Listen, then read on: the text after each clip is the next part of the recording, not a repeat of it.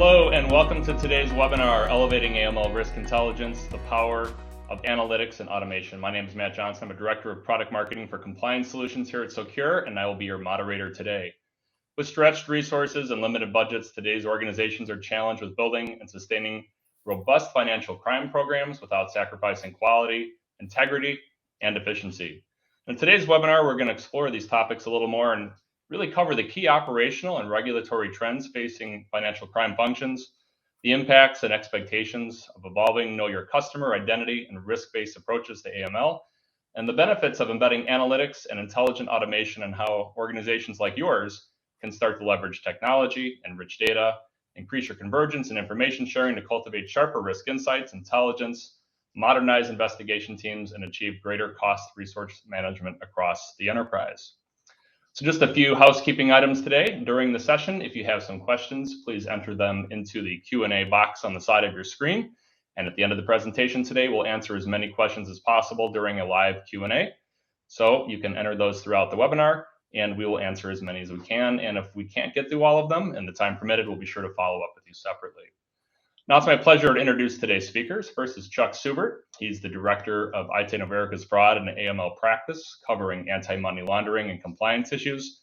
Chuck brings over 25 years of legal and compliance experience and deep expertise advising business leaders, driving change, and establishing strong, sustaining AML and financial crime compliance. Deb Geister is the VP of Compliance Solutions here at Socure with more than 2 decades of experience in the banking, compliance, and anti-money laundering industries, and is a recognized leader in financial crime detection field. She's worked with a lot of the largest financial institutions, as well as technology and data companies, both global and domestic, to help eliminate and reduce money laundering, fraud, and related financial risks. And finally, myself, Matt Johnson, I'll be your moderator today. I'm Director of Product Marketing here again at Socure for Compliance Solutions. We have a lot to cover, so let's get started. And we're going to start off with a quick poll question to get us going. And we're going to have a couple more during today's session just to kind of gauge kind of where your organization's at and to get some insights from you all and to kind of see what your peers are thinking. And our first is, what is your top compliance focus for the remainder of 2023? So you're going to see this pop up on the screen. If you wouldn't mind taking just a few seconds to go ahead and give a response, you'll see we've got a few different things that are big focuses right now for the year. We'll let you go ahead and take that.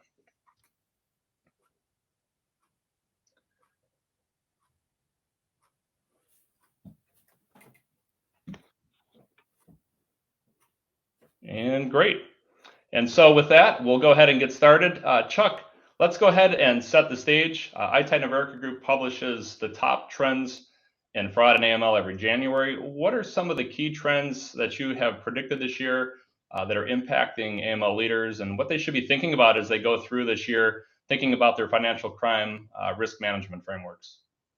Thanks, Matt. I just wanted to take an opportunity to thank you and Socure for inviting me to speak on this session.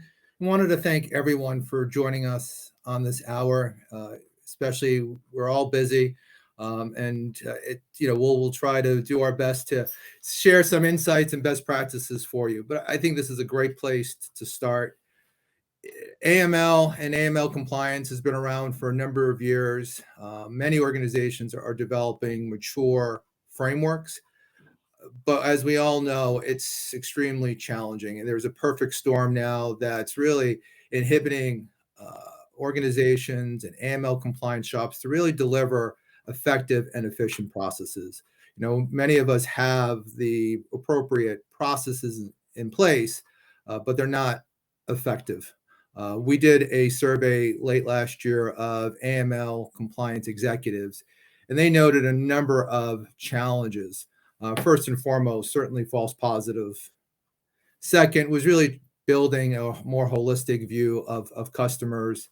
Third was developing appropriate KYC processes to really inform that view of the customer. And then lastly was around the economic uncertainty and sustaining and hiring really qualified AML talent. And when we talk about AML talent, it's mostly not only the resources, managing the compliance processes, but also the IT and technology staffing to help ensure that the technology systems are in place. But in terms of the challenges that we're certainly seeing and some of the trends, first and foremost, financial crime is still certainly on the rise. It's becoming more complex, more sophisticated, more automated. And this really behooves organizations to become more agile, more proactive in terms of their financial crime processes to be able to really identify not only the existing threats, but emerging threats. Certainly, financial crime, they're doing all they can to disguise their identity.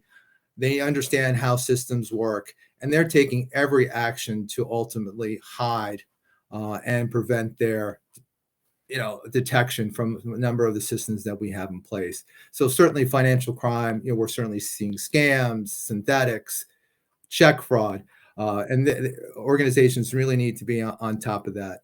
Certainly from a regulatory perspective, as we've seen here in the U.S. the last couple of years, there's a number of changes and an evolving regulatory expectation of organizations to really develop true risk-based approaches to AML and really deliver effective processes, not just check the box compliance.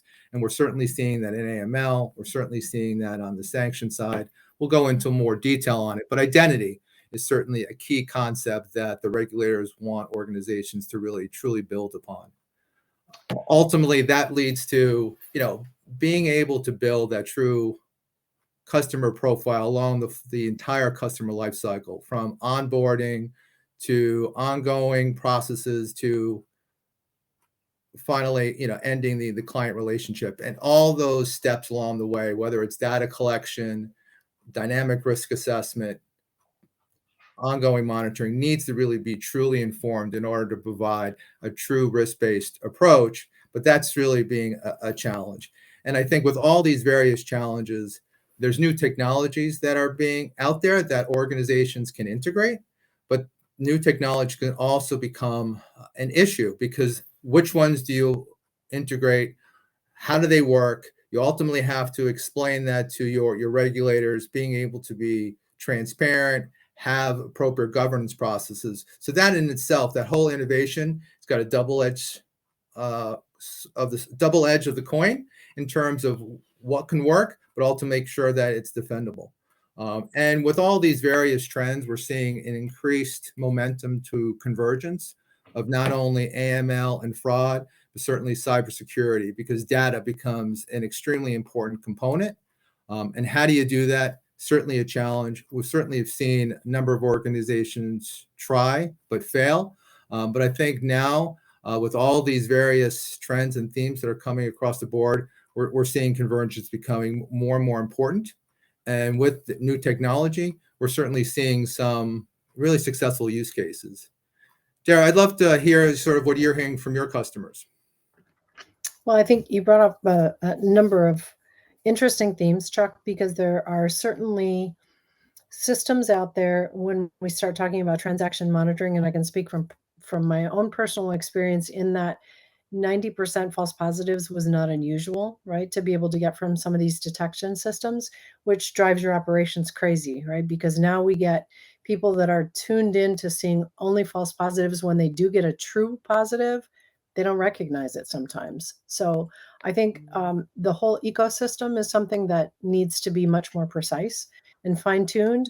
We are catching so many good customers in the filters, right, of transaction monitoring that it's causing issues. And you talked a little bit about the resource issue. I think, across the board, we've got resource issues in every industry. So we're losing some of the key talent and the brain trust, if you will, of some of the older, I can include myself in that bucket, the older professionals that are in the market. And then we've got a lot of new people that are coming up, not as many as we need, but we're losing some of that tribal knowledge. And so I think those things all kind of factor into the struggles. Combine that with the fact that the bad guys really know how to evade detection. They know very well how we detect. They know how to hide in plain sight. I think all of these things kind of create the perfect storm. Now we've got regulators who have tuned into the fact that we've got identity verification, which is the start of our process, right, within the financial institution, that largely has not changed in 20 years. We collect 4 pieces of information. we verify those 4 pieces of information and we check the box, we're done, right? I think all of that is leading to kind of a perfect storm. So it's an interesting regulatory year, and I think that there's a lot more to come. But we're hearing just even recently, as recent as the last few days, about clean identity fraud attacks. So this is good PII, and you talked a little bit about cybersecurity, and we have to protect that data. We're hearing about fraud attacks where they're using really clean PII. They're passing through CIP without any any restrictions. They're going through the filters and they're being onboarded, and then shortly thereafter, they're changing all the data, right, to be able to update contact information and be able to control that identity account now. So that's a common scenario. We're hearing it from the top tier institutions all the way down to the small ones. So I think there's a lot of things going on, and you talked about convergence. I think that's where it's important to make sure that we are tied tightly together with AML and fraud, so that we are leveraging what they're seeing on the fraud side with what we are doing in the AML side of the world. I don't think we can work in isolation anymore. We just don't have that luxury. Yeah, and if I take a look at the poll results that we just had, 50% of you are concerned with regulatory changes on the year. And if I were to extrapolate a little further, PKYC came in with 25%. So really, that's kind of a line there as a response, I think, to some of these regulatory changes. So if you want to group it together, 3/4 of the audience here is very aware and thinking about how to respond to the evolving regulatory landscape. So let's shift there a little bit and examine kind of what we're looking at right now. What does our regulatory landscape really look like now, and how do we anticipate this is going to change as we go through the year and beyond? And what should organizations really be doing and thinking about as they're going to manage AML risk in this new environment? Yeah, I'll take that one, Matt. And I think, with the regulatory landscape, certainly in the US, as I pointed out, it's moving towards a risk-based approach, but it's really about making a true impact to financial crime. It's not about having processes in place that you can say are quote unquote compliant, but it's moving away from that check the box compliance to a more effective process. But ultimately, how do you do that? And I think the regulations in the US really kind of focused on 3 very important components. One is around that identity. And so ultimately, what forms identity for an individual customer? And I think that concept is certainly evolving, especially with digital acceleration, the move to more online mobile experiences from a customer perspective, faster payments. And ultimately, you have to look beyond just those 4 primary components of CIP. You have to look at digital intelligence. And ultimately, you're looking at device information, IP address, geolocation, and you need to start thinking about that in the broader sense. And not only do you need to leverage all the various data signals you may have as an individual institution, not necessarily what would may be in the quote unquote AML sphere. We talked about fraud, cybersecurity, other components of the organization. And certainly this is an area where organizations struggle. Organizations have an enterprise-wide strategy with respect to identity, but ultimately there's a number of functions who have a role in the process, but is there really a holistic strategy, and does one function primarily own it and drive it? And I think that's where organizations really need to get to. Because ultimately, if you don't use all the various data signals, you are going to start running into challenges with AML compliance. We're certainly seeing that on the sanction side. Sanctions compliance is, becoming ever more challenging, especially in the last couple of years with the Russian invasion of Ukraine and all the new sanctions and requirements, especially for those organizations who have a global footprint. We just have seen the last couple of years a few enforcement actions against financial organizations and fintech companies for not using geolocation data, IP address information to be able to identify transactions coming from a prohibited country and allowing prohibited transactions through their platform. And so I think that's really the first shot across the bow from a regulatory perspective in terms of using the fuller concept of identity. I think really the other component with respect to identity is around corporate entities. And, for all of us within the AML arena, we understand how difficult it is with respect to doing appropriate KYC on corporate entities and really understanding who owns and controls those entities, the individuals, because ultimately it's very easy to develop and create these corporate entities. There's many sophisticated organizational structures. There's a lot of ways to sort of hide true ownership. And ultimately, where we're seeing regulators is really moving towards corporate transparency and really putting the onus and understanding who sits behind these corporate entities. And that's sort of aligned with identity.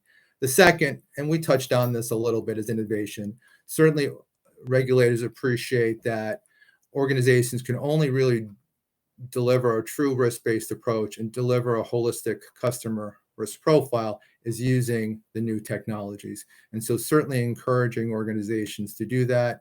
We're certainly seeing conversations with regulators, examiners change. This is going to be a multi-year exercise, but you're going to start to see more and more guidance from regulators in terms of really truly addressing some of these core challenges. And then the third component of, I think, the regulatory landscape is around information sharing.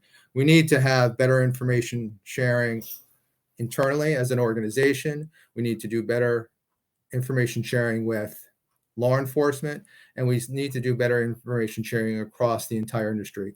Without that true intelligence, we're not going to be able to make a true impact on financial crime. And so you're seeing a lot of these themes integrate the evolution of AML programs. And I think, we all need to recognize that as we start to develop our kind of optimization journey in each of our frameworks. Deborah, any thoughts there from a regulatory perspective? Yeah, I think definitely you're completely agree with you, Chuck, that the days of check the box AML compliance are over. I always kind of share some of the experiences that I've had with some of the regulators that are monitoring SARS and some of the law enforcement partners that are out there monitoring SARS. And you could do everything right in your program, right? You could check every box, but you're held accountable to outcomes. So if a SAR is tracked back, money touches your institution or your organization, that law enforcement agency is going to follow that money. You're most likely going to get some kind of regulatory event that will occur. So we're well beyond that. And I think synthetic, the other theme that you touched on, synthetic is certainly something that we're seeing pervasively throughout the ecosystem. It's occurring at the front end of the process, at the onboarding phase, and then we're not detecting it right through the life cycle until it's too late. Sometimes there are losses attached, but more often they're mule activities or they're things that introduce us to additional regulatory risk.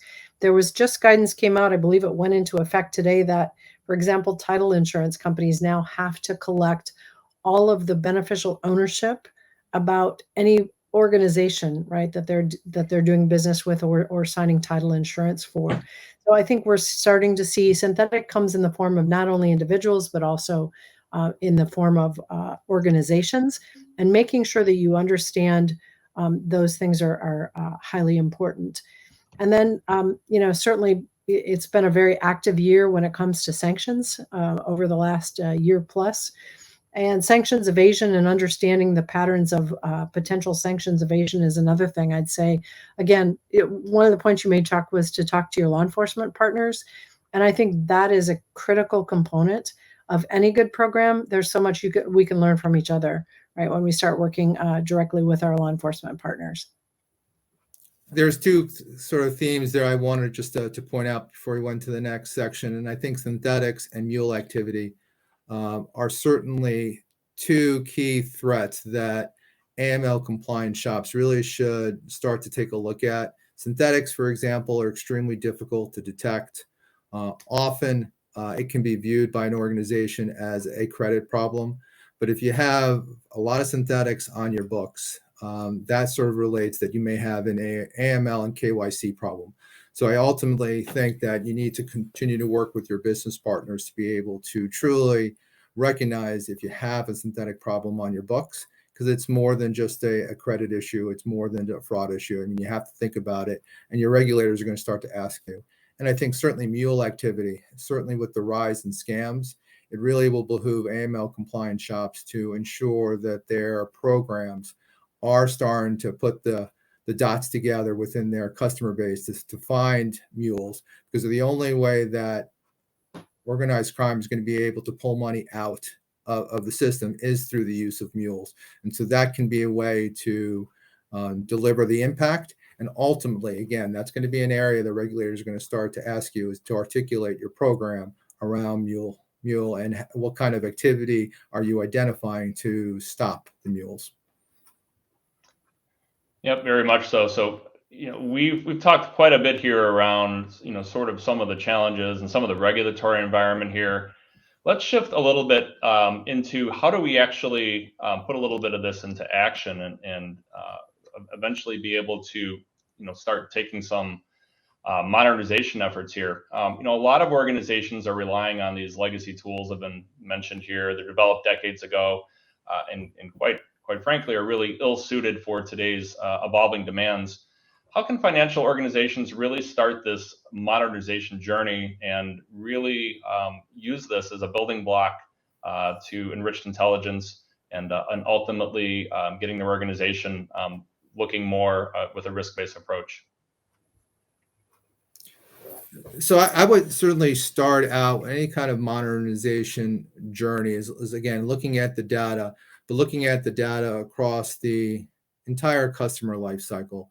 I think organizations certainly are challenged with siloed functions, siloed approaches to data. And ultimately, you need to focus on the data in order to be able to deliver that fulsome customer risk profile that we talked about. If you don't have strong KYC processes, you don't have a full customer risk profile, really hard to then deliver a strong risk-based approach.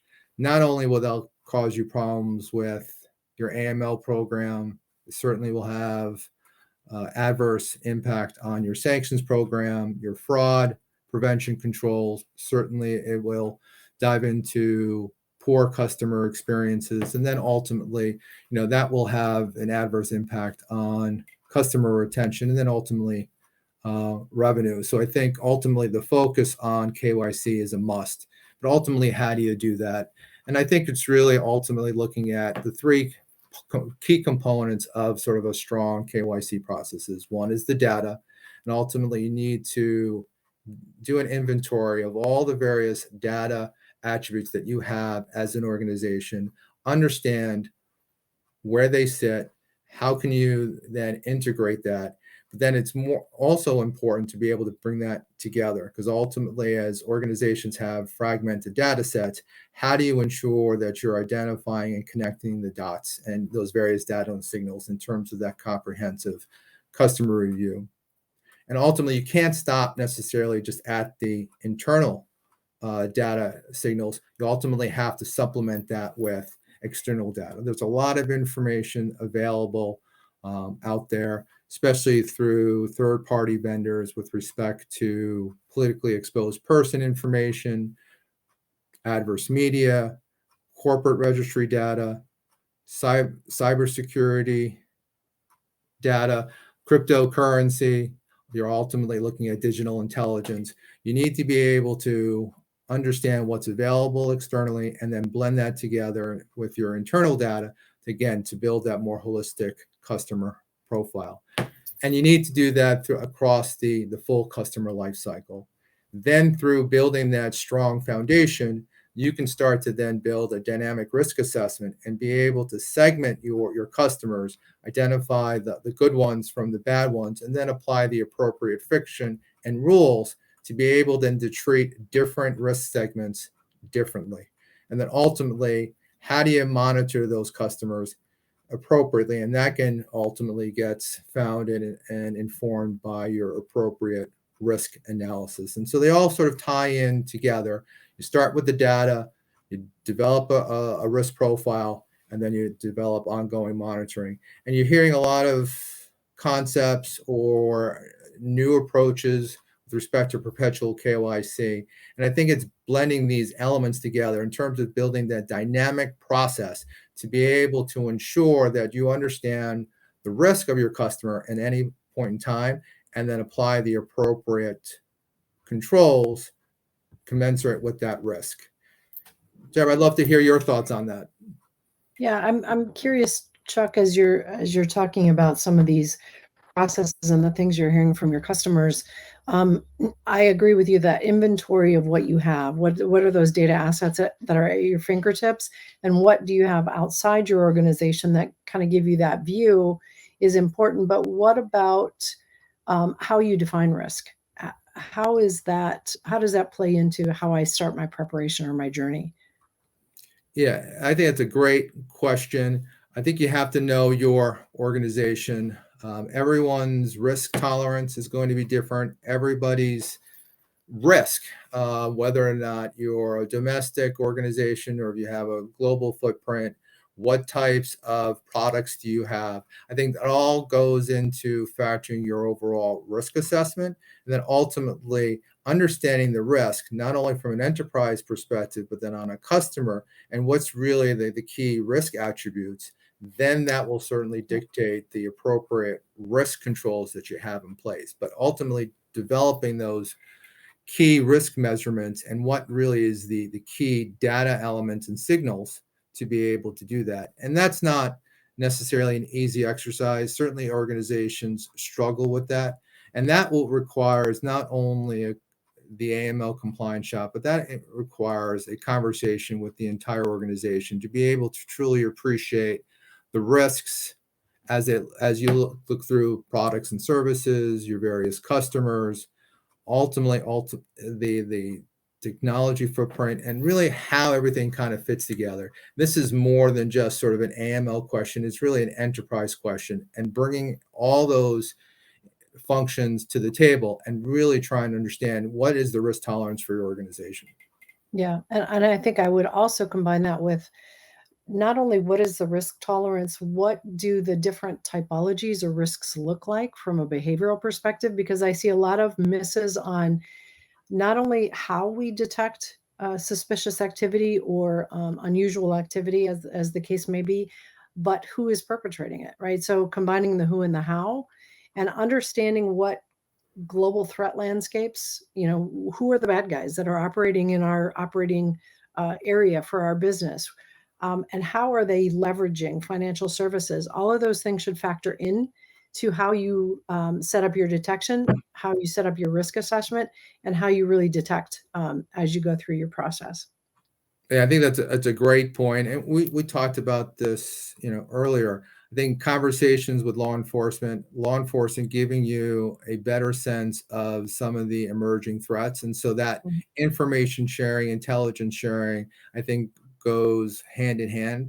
I mean, I know certainly one of the struggles and challenges that I had running an AML compliance shop, you kind of understood the risks embedded within your organization, but sometimes you didn't necessarily see the macro, how it's ultimately impacting organizations. And certainly one of the key concerns that I had, what kept me up at night, was the unknown unknowns. And so what am I not seeing within my particular customer base that I should be? And that again ultimately leads to, knowing your data better, bringing in some advanced analytics, but really being able to see the macro and using your third-party partners, your vendors, and they actually have a much fulsome view of what's happening across the landscape, and then they can share those insights with you. Because ultimately, when you're sort of looking at your enterprise, you kind of get lost between the forest and the trees, and I think it's really important to have that macro view, and I appreciate you bringing that up.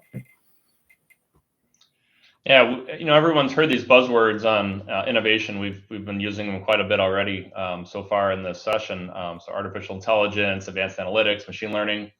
Maybe take a step back here and expand a little bit on why this is so critical, and in using it, how an organization can leverage it to actually build sharper risk intelligence and benefit their organization.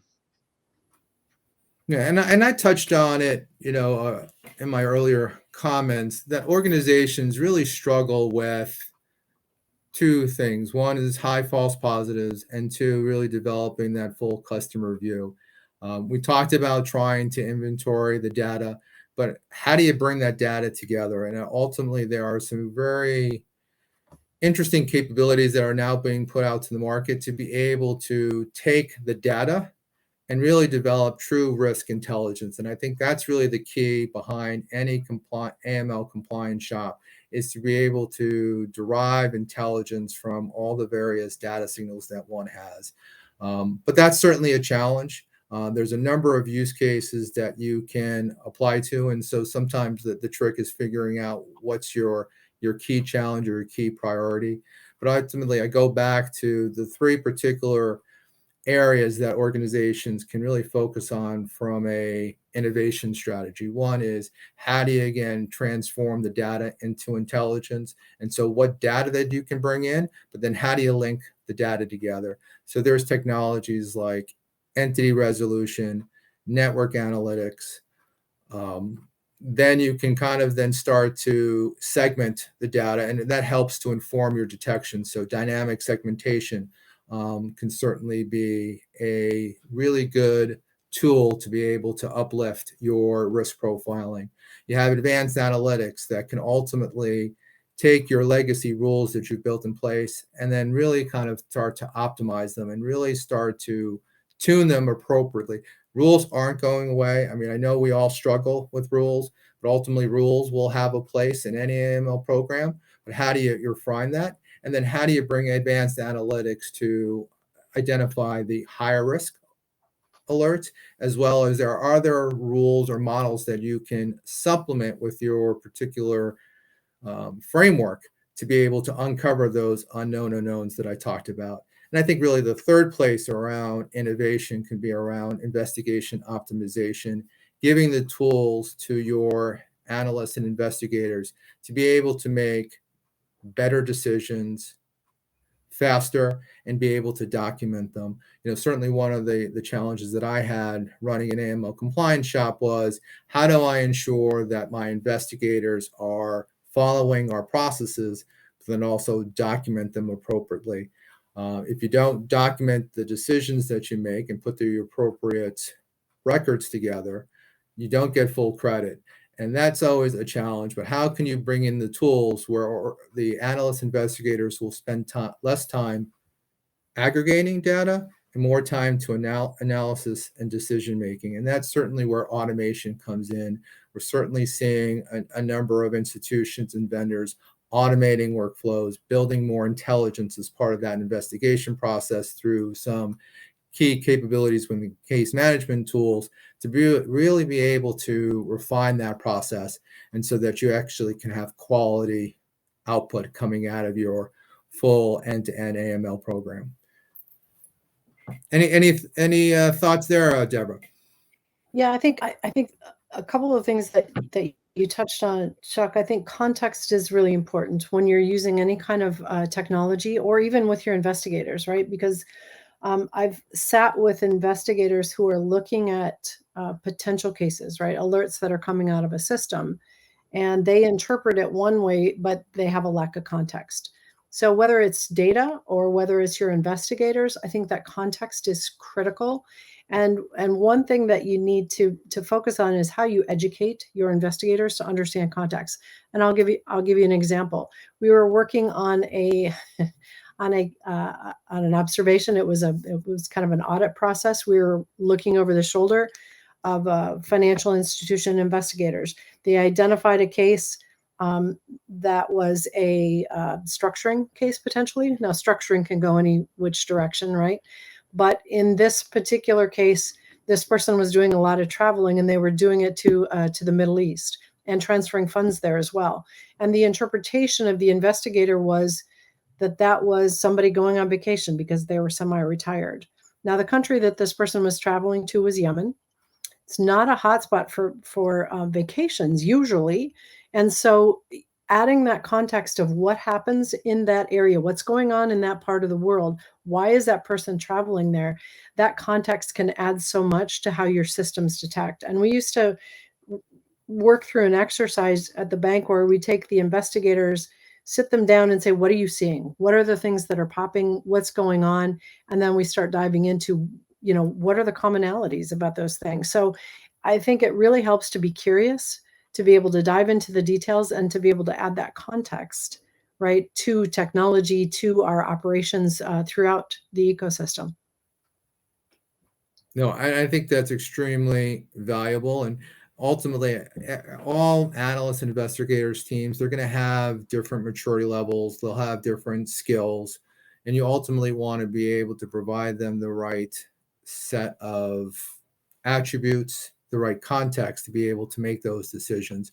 Your analysts and your investigators are really on the front lines of truly identifying suspicious activity and financial crime and helping them to provide that intelligence to law enforcement. And I think it's extremely critical to give them the tools, but ultimately they're inundated with alerts, and you have to be able to give them the right set of intelligence to be able to do that, but ultimately help them prioritize, help them to understand what are the key points to look at. Can you help to automate some of those processes? Can you give them some helpful sort of points to make those decisions a little bit faster, make more informed decisions? I will tell you some of my most challenging conversations with examiners and regulators is when we had similar fact patterns, but ultimately as an organization, we filed a suspicious activity report in one case, in another case we didn't. And it's hard to articulate that. And so all these little things are important. And you want to ensure that you give the right tools to your talent. Really, ultimately, anytime you do innovation, it's you're uplifting your people. Yeah. And I think how you read the data that is coming out of those systems and how you are storytellers, right? That it comes down to that. As investigators, we have to be able to tell the story and paint the picture to make an effective SAR. And I think those SARs are something that it's the outcome, right, of our process with AML. But at the very front end of the process, we had a session last week, and we were fortunate to have a member of FinCEN that was online, and their quote was that over 3 million SARs that were filed in 2021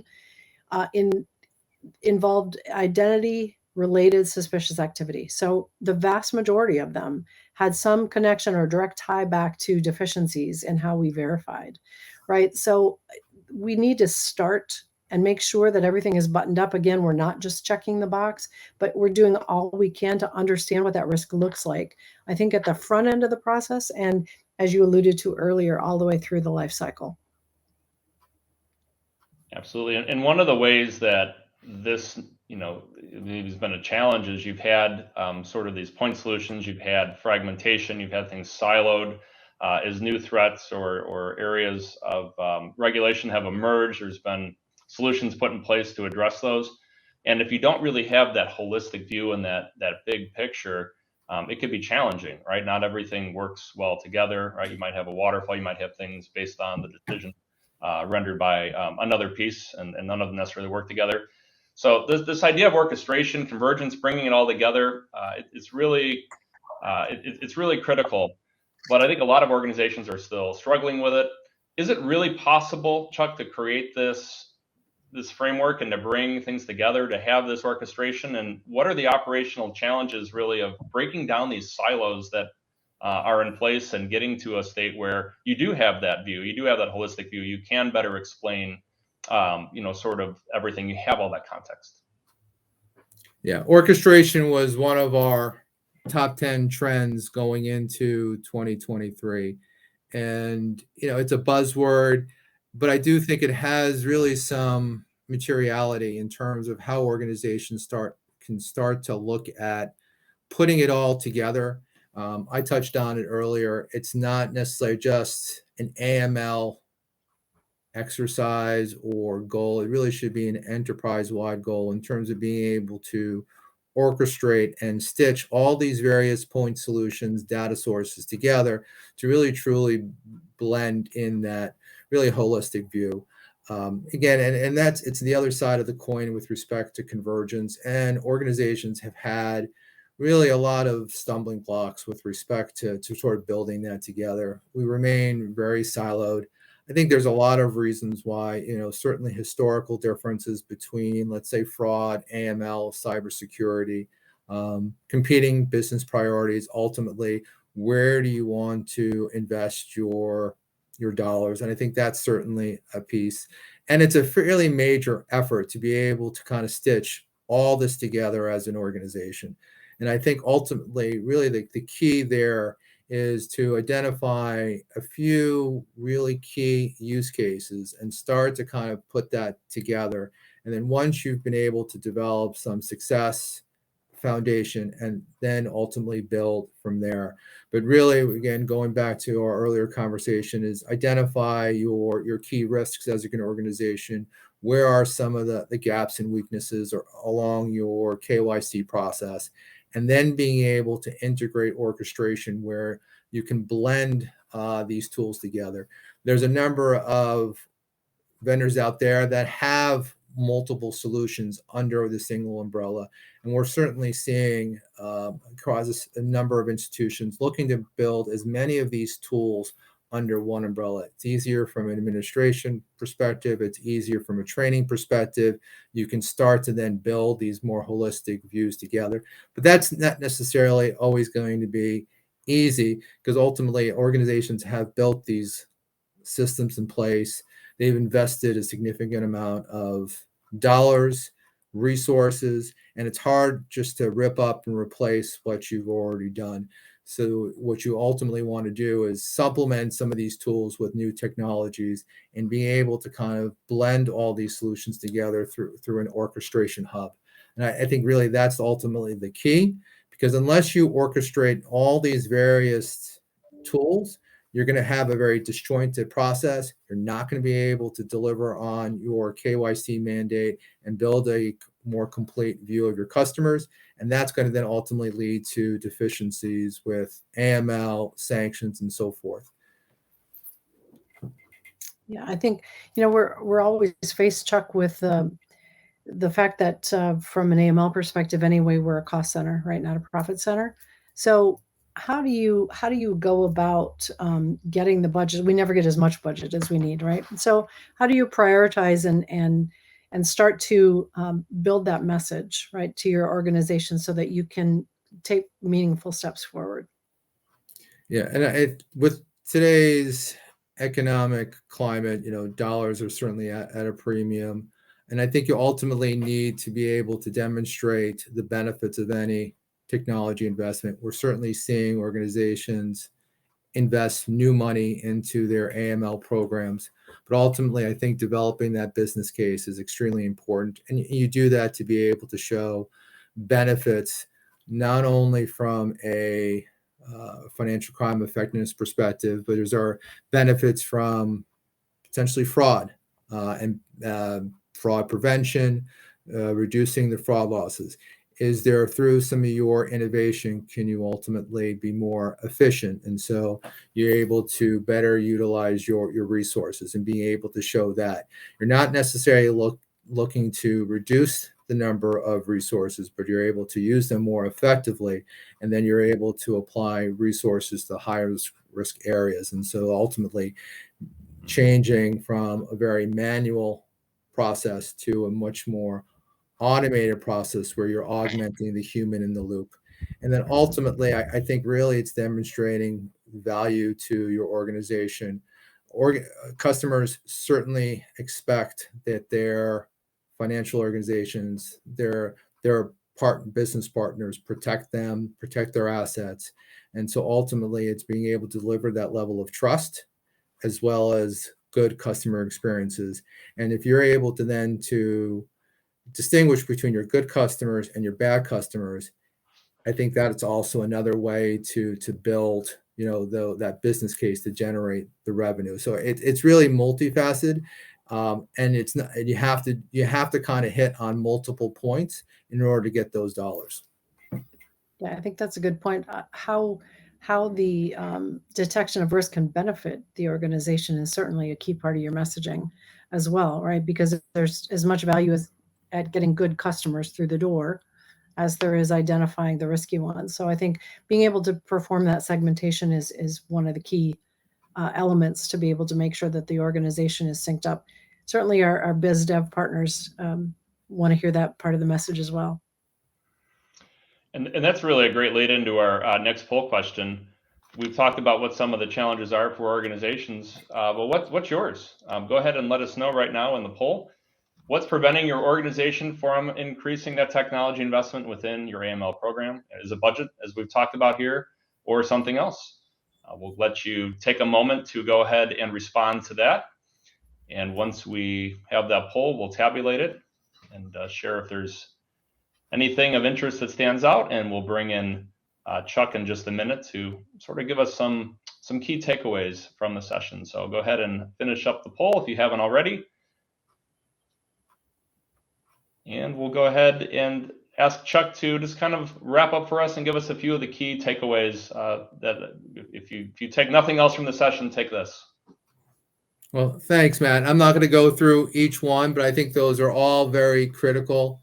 Ultimately, I think we've cut across a number of these themes, but ultimately understanding your organization, understanding the risks that are impacting your organization, but also taking that very broad view of the landscape, not only from a financial crime threat perspective, but ultimately the regulatory landscape.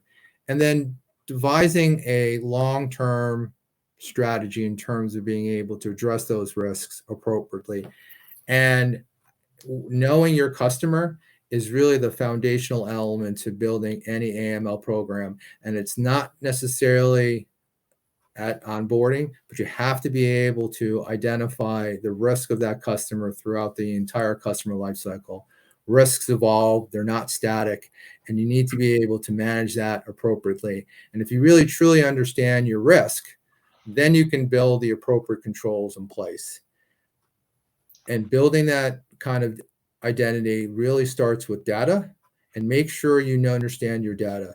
We've seen a number of organizations, we've touched on it today, find themselves in the crosshairs of the regulators, whether it's for AML compliance issues or sanction issues, by having poor identity processes, not knowing their identity, not using the data that they have available, and allowing certain prohibited transactions to occur, not having very strong controls in place. And I think really that's the key piece. And as you build that long-term strategy, you're going to need to pivot, be agile, ultimately not be afraid to fail, and just kind of ultimately try different things. And then ultimately you may have to change course a little bit as threats evolve, but ultimately you need to start, work with your business partners. This is an enterprise-wide initiative. It's not just the AML compliance shop or cost center. We need to really think about the entire benefits to your organization. So I think really those are some really key takeaways, but you need to learn how advanced analytics and innovation can ultimately drive down the cost of compliance while improving the effectiveness of compliance. It shouldn't be just innovation for innovation's sake, but innovation to be able to address those key goals. I think that will then take you to the next place in your maturity cycle. Yeah, absolutely. 100% agree. And if there are any questions, we'd like you to please go ahead and put those in the text box, and we will get to them in a moment. And if you're wondering, how can I pull all this together, real briefly before we get into the final poll and Q&A, Socure was really built on this and really giving this holistic view and leveraging AI and ML to bolster your compliance, everything from the data, the technology to make sense of that data, to turn it into be able to solve for your challenges, deploying models around that so that you're able to really get great insights, accurately and precisely identify consumers, be able to manage things, streamline your back end. And it's not just from the compliance and AML side, but also fraud. Being able to bring everything together sort of under one API is really what we do. It's the way we were built. versus some of the other approaches out there that have been, put together over time. They're decades old. Maybe there's been acquisitions and things don't really work well together. Everything that Socure has done has been purpose-built to work together to give you that full context that we've talked about that is so important in order to be able to make confident decisions. And if you are in a situation where you have a regulatory exam, you're going to be able to answer confidently and say, this is why we made this decision, and here's the data to back it up. So that's something that we can help you with, and we'd be happy to talk more and demo those capabilities for you. Last question for the audience before we get into your questions. What next generation technologies have you deployed recently? If any of these, go ahead and let us know. And on the last one, we saw overwhelmingly budget concerns are sort of top of mind as to why organizations haven't moved forward. And I think their budget is obviously one of those areas right now that is tight, but there are definitely some efficiencies, especially when you scale and you reduce some of those back office expenses, that you're able to make a good business case for bringing everything together and having a holistic, orchestrated approach and using technology to offload some of those expenses. So it certainly can be a way to reduce that cost center and be able to make the most of your budgetary dollars. So we'll go ahead and give another couple of seconds to wrap up that poll question, and we will move into our Q&A. So again, if there are any questions from the audience, we've got a couple that have come in. We'll go ahead and take them now, and if there's any that we can't get to, we will definitely be sure to follow up. So a couple of questions that we've got here. First is perpetual KYC a requirement? And if so, how soon will we need to be ready to implement it? I would say it's not a requirement, but there's going to be an increasing expectation by regulators to be able to articulate how you're managing the evolving nature of risk across your customer base. And so ultimately, building more of an automated process will only help to facilitate that process. But it's ultimately, how do you blend the various data signals that you get both internally and externally and be able to really evolve that data into intelligence. And so perpetual KYC enables that more complete snapshot of risk across the customer lifecycle, and will help to achieve, sort of a better process. It ultimately achieves better cost management, a better customer experience. And so, it's an important element to be able to introduce as an organization. So the answer to your question is not today. It could be down the road, but there's going to be an ongoing conversation with respect to not just doing point in time KYC risk assessments, but kind of really understanding what your risk is at any moment in time. Yep, and moving to this sort of orchestrated, technology-driven model, what costs can an organization expect to incur in doing this? I would maybe argue that there could be some efficiencies to be gained, especially as you look at less, vendors in place, right? And you can scale more. But what else can organizations maybe expect they might incur or save? Yes, so certainly there will be some upfront costs associated with any type of new investment, especially around orchestration, because you're going to involve sort of inventorying your various data systems, your solutions, trying to pinpoint what you may want to keep, what you don't, what are some of the key risks. But I think you have to kind of look beyond sort of those initial costs from either a monetary perspective or a resource perspective, and really think about the long-term benefits that you're going to be able to derive from that. You're going to have a much more cohesive, integrated organization. You're going to integrate more automation, so you're going to start using your resources better. You're augmenting the human in the loop. You're ultimately going to derive better risk intelligence. You're able to derive better customer experiences. So you're going to be able to retain customers, build loyalty, and then generate revenue. So there is that long-term benefit in addition to just operational efficiency and better financial crime risk management. You're really actually reducing maybe your fraud losses and generating higher revenue through better customer experiences. And ultimately, there's so many opportunities for a customer with respect to products and services. How do you differentiate yourself across the market? And I think through orchestration, having that better customer experience is a key factor. So again, that's a win.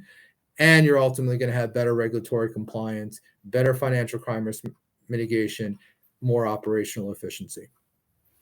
And I would just add to that, Chuck, the thing that I use to be able to sell kind of that holistic view of the customer is how much power does it give you if you understand all the dynamics, all the factors, all the needs of a customer to be able to prescribe additional products and services to them as well, right? So while we're in the compliance function, there's a definite benefit of understanding our customer better so that we can serve them better. We always look at it, right, with AML and fraud from the bad side of the equation, but there's a good side to this too, right? We can also right size what we offer to our customers from a business perspective. And the other thing I would say is, again, when I was the AML compliance officer, I viewed myself as wearing many different hats, but part of the hat was helping the organization make better risk decisions and helping inform their strategy in terms of maybe where they would want to go to market, how do you build different processes, and ultimately getting in that conversation on day one and not necessarily being someone who's been told, but helping making informed decisions. And if you understand more that holistic view of your customer, you're going to be able to make better informed decisions, and that's going to drive better processes down the road. And I think that certainly the benefits certainly outweigh the short-term immediate costs. Very good. And as we get ready to wrap here, in case you're curious on the poll results, which next generation technologies have you deployed recently? Sort of the top two were around suspicious activity and transaction monitoring, and then perpetual KYC. So organizations are starting to pick it up, and that's to be expected as we go through the year, and how that can and beyond is that increasingly becomes an effective way to do ongoing risk assessments and eventually probably to be in compliance as time goes on. So Chuck and Deb, I'd like to thank you so much for your time today and for everyone that has joined us. There will be a recording of this webinar that will be sent out to you via email. So be sure to be on the lookout for that along with the deck. So if there are, you want to pass this on to a colleague or someone else who would find it useful, we encourage you to do so. And if you have any questions on Socure or you'd like more information on how we can help you bring it all together and solve for your AML and fraud challenges, we'd be more than happy to show you how we can do just that. With that, we hope you have a great rest of your day, and we look forward to joining you on a future session. Thank you. Thank you.